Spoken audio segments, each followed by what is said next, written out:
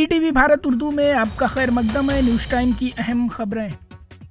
वज़ीर आज़म नरेंद्र मोदी ने एक बार फिर राहुल गांधी और सोनिया गांधी पर हमला किया है। मगरबी बंगाल के बर्धमान में मुनाकिद इंतखाबी रैली से खिताब करते हुए पीएम मोदी ने कहा कि राहुल गांधी अमेठी से इलेक्शन लड़ने से खौफजदा हैं। यही वजह है कि इस बार उन्होंने अमेठी के बजाय रायबरेली से इलेक्शन लड़ने का फैसला किया है।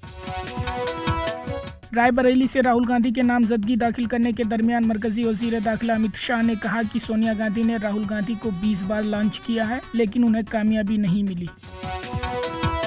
कांग्रेस लीडर राहुल गांधी ने यूपी की रायबरेली सीट से पर्चे नामजदगी दाखिल किया है। राहुल गांधी के नामजदगी दाखिल करने के दौरान सोनिया गांधी, प्रियंका गांधी और कांग्रेस सदर मल्लिकार्जुन खड़गे मौजूद थे।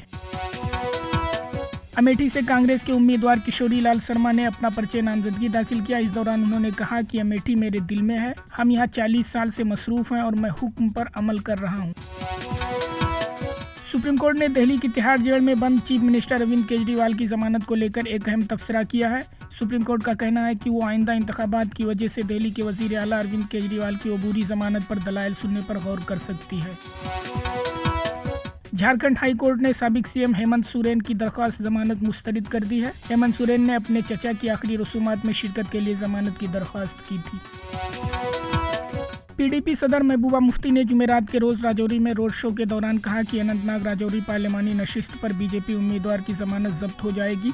उन्होंने कहा कि बीजेपी ने जम्मू और कश्मीर के लोगों से सब कुछ छीना है। फौज की शिमाली कमान के कमांडर लेफ्टिनेंट जनरल सुचिंद्रा कुमार ने ग्रीज में लाइन ऑफ कंट्रोल पर अगली चौकियों का दौरा किया और वहां पर फौज की तैयारियों का जायजा लिया। इस मौके पर उन्हें ऑपरेशनल सलाहियत में इजाफे के बारे में आगाह किया गया।